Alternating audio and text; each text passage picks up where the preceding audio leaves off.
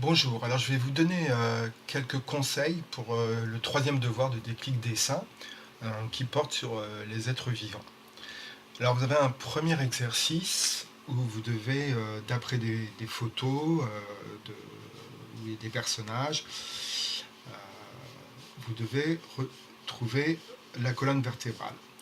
Alors l'intérêt ici, c'est de bien comprendre que la colonne vertébrale, c'est pas quelque chose qui est situé au centre d'un personnage.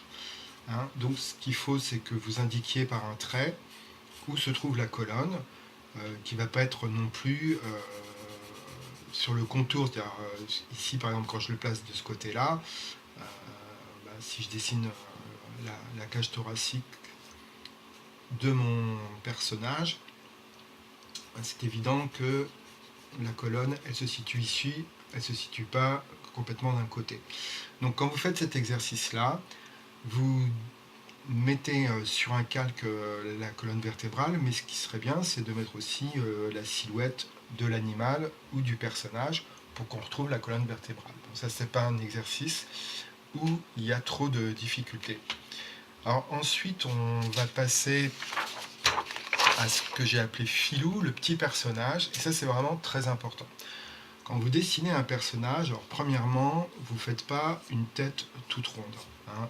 Une tête, c'est quelque chose qui est relativement ovale, en tout cas qui de face a une proportion qui est un rectangle, qui n'est pas un carré, et de profil, on a quelque chose qui est à peu près comme ça. Voilà. Il y a même des gens qui, pour faire la tête, font deux ovales comme ça. Bon, voilà.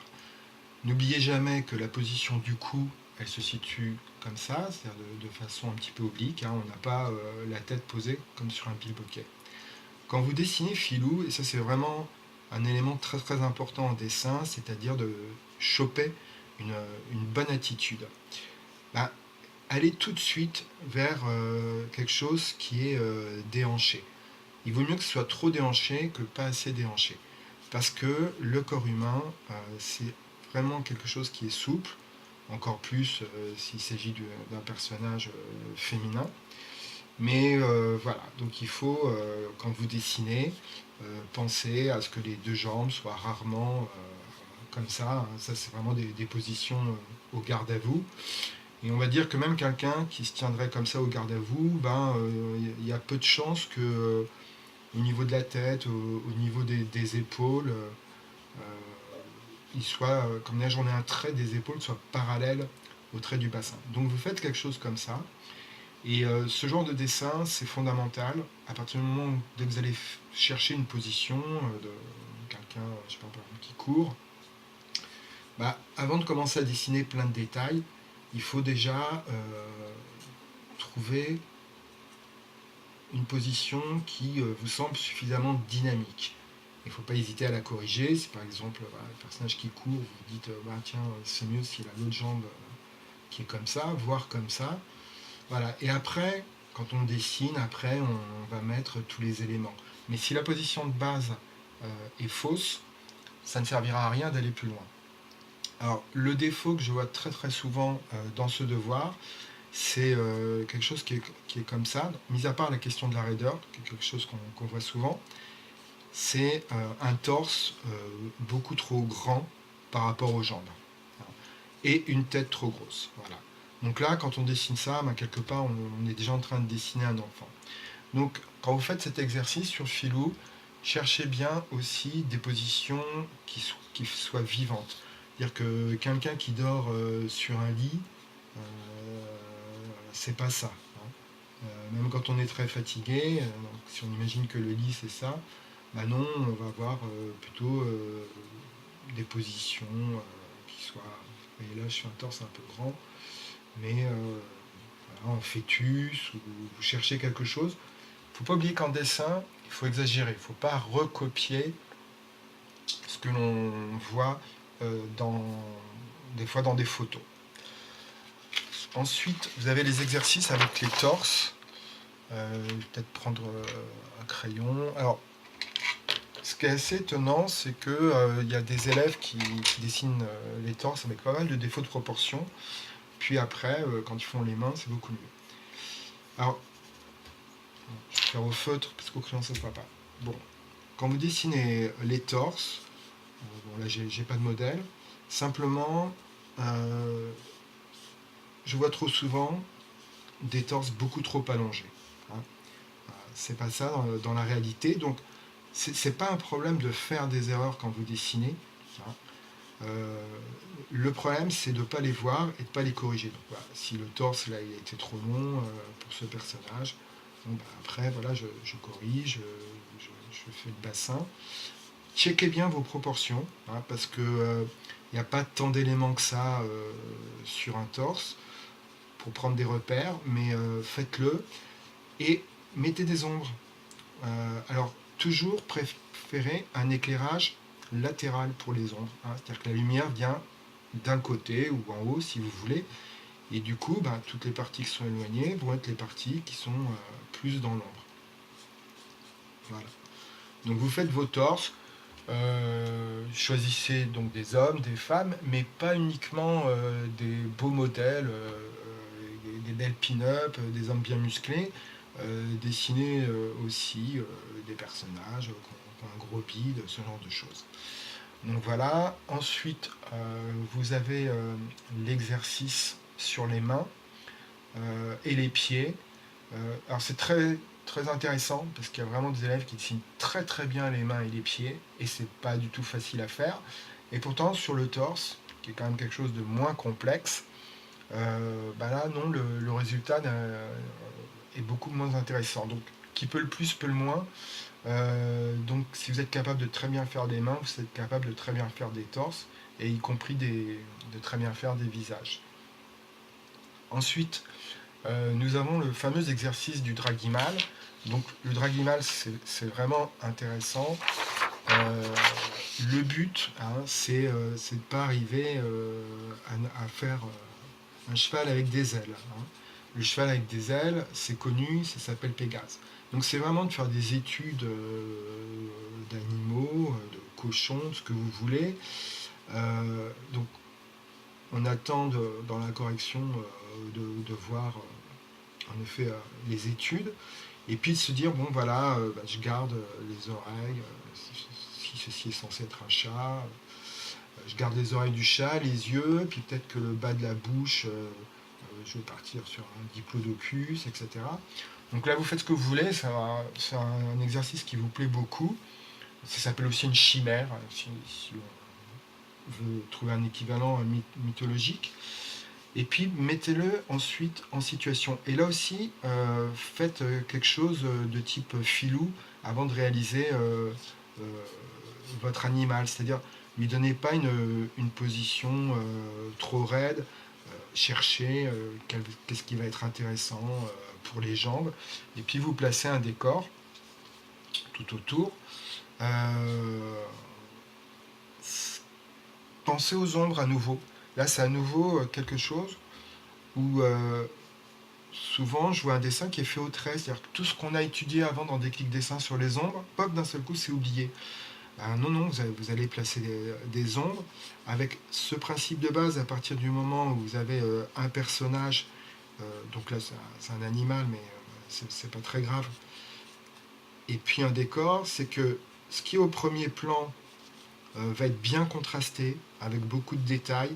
Éventuellement, si vous travaillez en contour, un contour un petit peu marqué. Et tout ce qui va être derrière, s'il y a des contours, ça va être plus léger et moins de contraste. C'est-à-dire que si on vous placez aussi des ombres à l'arrière, ce qui est recommandé, donc là je fais un langue de Chine, bah, les ombres, c'est pas obligatoire de faire des hachures hein, du tout, mais vont être plus légères. Premier plan contrasté des détails, dès qu'on s'éloigne, moins de détails, moins de contraste. C'est exactement la même chose en couleur. Donc voilà, c'est une position rigolote, enfin pas rigolote, c'est efficace. Et puis, évitez aussi de faire un animal qui est immense, basé sur l'hippopotame ou ce que vous voulez, sur des pattes de gazelle. Il s'agit quand même que votre dragimal, il reste cohérent et un petit peu réaliste dans la mesure où c'est un animal qui pourrait tenir debout, en tout cas.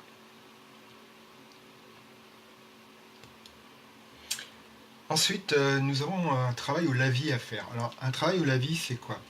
C'est... je vais faire n'importe quoi.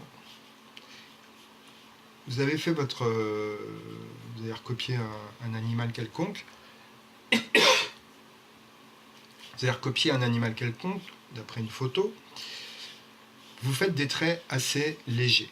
Hein. C'est pas la peine d'aller vers quelque chose de très très marqué au niveau des détails. Quand on travaille au lavis, quand on travaille à l'aquarelle, c'est pas la peine de mettre des ombres au crayon, parce que quand vous allez mettre de l'encre par-dessus, enfin l'encre de l'aquarelle, ça va être impossible ensuite de gommer le crayon. Donc vous devez avoir un petit tracé qui est très léger. Vous devez avoir de l'eau dans un récipient assez grand. C'est même bien en fait, quand on fait vraiment de l'aquarelle, d'avoir 2 récipients. Le premier, on nettoie le pinceau une première fois, donc on enlève le plus gros, puis le deuxième, où on a à nouveau de l'eau. Comme le pinceau est déjà nettoyé, la deuxième eau va rester plus claire et votre pinceau va être plus clair. Il faut avoir des pinceaux. Alors, c'est des clics dessins, pour l'instant vous n'êtes pas obligé de vous équiper avec beaucoup de choses. Néanmoins, un pinceau un petit peu fin, les meilleurs pinceaux sont les pinceaux en poil de martre et en taille numéro 3. Ensuite, des pinceaux de ce type assez gros, et ce qui est bien aussi, c'est d'avoir des brosses. Donc là, je vous montre les principes pour l'aquarelle ou pour le lavis, c'est la même chose. Évidemment, si vous avez du papier aquarelle, c'est beaucoup mieux. Mais si vous n'avez pas de papier aquarelle, vous prenez au moins un papier canson un petit peu fort. Si vous prenez un papier machine comme ça va tout de suite gondoler, et surtout le pigment va mal se répartir. Donc, vous allez, vous voyez que moi je me suis fait une petite palette pour me retrouver dans mes couleurs, mais là, ce n'est pas un cours sur l'aquarelle. Alors, vous allez prendre une couleur, donc on va faire quelque chose. Le principe, l'autre principe dans l'aquarelle ou dans la vie, c'est qu'on ne va pas vers des tons très foncés. Et ensuite, vous allez vite. C'est-à-dire que voilà, vous mettez vos couleurs, et surtout, ce qui est important, une fois que vous avez fait une première couche, c'est que vous ne revenez pas dessus.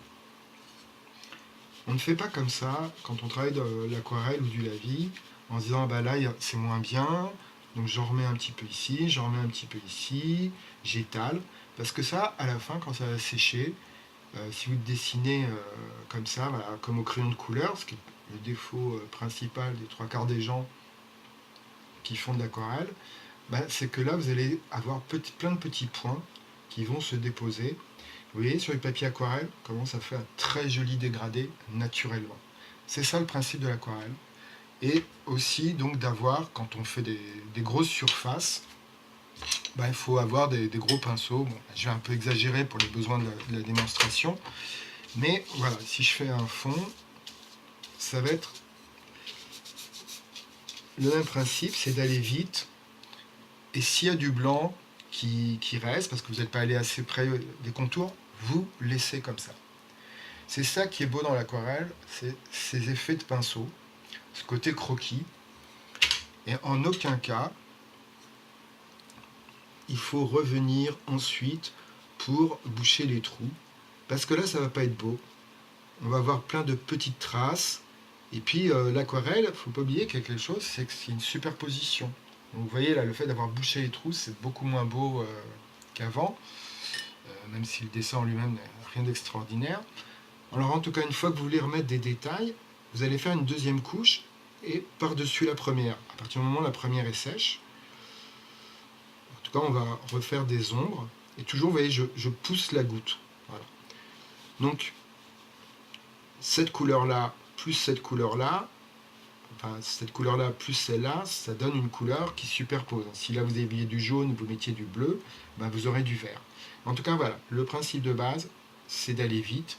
Si vous n'avez pas d'aquarelle, vous prenez n'importe quoi comme encre, ça peut être une encre d'un stylo et tout. C'est histoire de regarder un petit peu cette technique, comment elle fonctionne. Regardez les très très belles aquarelles du dessinateur de bande dessinée Hugo Pratt, le dessinateur original de Corto Maltese. C'est vraiment un dieu à l'aquarelle, c'est vraiment pour moi le meilleur exemple de ce qu'on doit faire à l'aquarelle. En tout cas là, voilà, je vous ai donné des principes de base. Par la suite, oui, donc c'est vrai que dans les dessins de bras, vous avez aussi des dessins d'arbres à faire. Alors, de branches d'arbres, c'est un petit peu pour comprendre que les choses ne sont pas molles, hein. Un des principes en dessin, c'est d'éviter de faire des choses trop comme ça, tout le temps en spaghetti. Et c'est pour voir aussi que les branches d'un arbre, bah, c'est un petit peu pareil comme principe que le corps humain. Le corps humain, il va de quelque chose avec le torse et le bassin qui est épais, puis les épaules, puis les bras, puis les avant-bras, puis les mains, puis les doigts. Et vous voyez qu'on va vers quelque chose de plus en plus fin. Donc voilà, quand vous dessinez aussi donc les branches, toujours pareil, pensez à bien mettre des ombres et à faire un dessin musclé, un dessin avec un peu de testostérone. Voilà. C'est très très beau à dessiner les branches et c'est agréable parce que si vous faites une différence de proportion, il n'y a personne qui va pousser un cri contrairement au corps humain. Voilà ce que j'avais à vous dire par rapport à Déclic Dessin numéro 3 parce que le devoir numéro 3, puisqu'après vous avez le dessin bilan. Donc le dessin bilan, vous allez faire un personnage. N'oubliez pas tout ce que vous avez vu dans les exercices d'avant. C'est-à-dire que je vois parfois des très bons dessins dans la première partie. Et puis dans le dessin bilan, boum, on se retrouve à nouveau avec une tête toute ronde, des proportions qui collent pas. Bon, j'exagère un petit peu. Ben non, vous venez d'apprendre des choses, il faut les mettre en pratique. Donc pensez dans votre dessin bilan à d'abord faire une structure légère en mode filou, à trouver une position qui soit bien, qui soit vivante. Vous pouvez bien entendu prendre un modèle ou faire un dessin d'imagination, ça c'est vous qui voyez. Dans les défauts principaux, c'est de faire des yeux trop grands. Alors c'est sûr que les yeux, c'est quelque chose qui est important, c'est quelque chose qui attire tout de suite notre regard, mais essayez de bien regarder les proportions sur une photo. Vous mesurez, vous dites tiens, un œil, ça rentre combien de fois de, en largeur par rapport à la largeur de la tête, etc. Les yeux, c'est assez petit par rapport à un visage, même si ça attire beaucoup l'attention. Donc regardez bien ce point sur les yeux, la grosseur de la tête, ça c'est vraiment l'erreur que je vois le plus souvent. Et puis donc tous les élèves qui sont en décoration d'intérieur, vous travaillez plutôt à créer un espace pour voir comment vous avez bien intégré tout ce qu'on a vu sur la perspective dans le devoir numéro 2. Pareil, n'hésitez pas à prendre un modèle, essayez pas tout le temps de tout faire d'imagination, euh, c'est pas le but. Si vous êtes en illustration jeunesse, en bande dessinée, en section illustrateur, tous les devoirs de déclic dessin sur le personnage sont très importants. Si vous n'avez pas un résultat qui est excellent euh, par rapport aux commentaires que va vous faire votre professeur et par rapport à ce que vous ressentez vous-même, il faut continuer à travailler. Il ne faut pas se dire, bon ben voilà, j'ai fait le devoir, les appréciations sont moyennes, c'est terminé. Non, toute l'étude du corps humain, la morphologie, même si après vous partez vers un style de dessin beaucoup plus caricatural, de toute façon, il faut avoir pour faire des bonnes caricatures, il faut déjà avoir une bonne maîtrise des proportions de base. Et ne travaillez pas ce devoir d'équipe dessin dans un style manga, parce que dans le manga, il y a beaucoup de caricatures de proportions, il y a des systèmes avec des grands yeux, des petits nez, menton pointu, etc., euh, qui sont trop mécaniques. Donc, ça ne vous empêchera pas de faire du manga après, mais en tout cas le temps de déclic dessin. Et puis d'une façon générale, quand vous étudiez le corps humain, étudiez aussi le corps humain de façon réaliste, quel que soit le style vers lequel vous allez ensuite. Tout ce que vous allez apprendre au niveau réaliste va énormément vous aider à trouver votre propre style, votre façon de caricaturer le corps humain. Voilà, donc en déco, tout ce qui est corps humain, c'est pas très important. Ce qu'il faudra que vous arriviez à faire, c'est savoir faire une silhouette debout, une silhouette assise, une silhouette qui marche. Si c'est tout le temps la même silhouette que vous utilisez dans vos projets, ce n'est pas grave, vous pouvez copier ces silhouettes, hein, parce que c'est pas parce qu'on est en déco que quand on dessine un personnage, d'un seul coup, on va faire un dessin d'enfant. Prenez une photo, décalquez la photo, prenez un personnage de Tintin réaliste, décalquez-le, changez un petit peu les cheveux, etc., qu'on ne connaisse pas trop, mais il ne faut pas arriver à un dessin d'enfant parce qu'on est en déco. Il faut juste faire une silhouette, même si vous ne faites pas trop les visages, mais qui soit une silhouette crédible. Ne faites jamais aussi, dernière chose, quand vous dessinez des personnages, ne faites pas des têtes comme ça, où il n'y a pas d'yeux, etc. Même si vous ne voulez pas faire les yeux, faites au moins des petits traits comme ça qui indiquent où seraient les yeux, où serait le nez, où serait la bouche. Voilà, c'est fini pour ce coup de pouce. J'espère qu'il va vous aider à réaliser ce devoir et que vous aurez fini la formation de Déclic Dessin avec beaucoup de plaisir.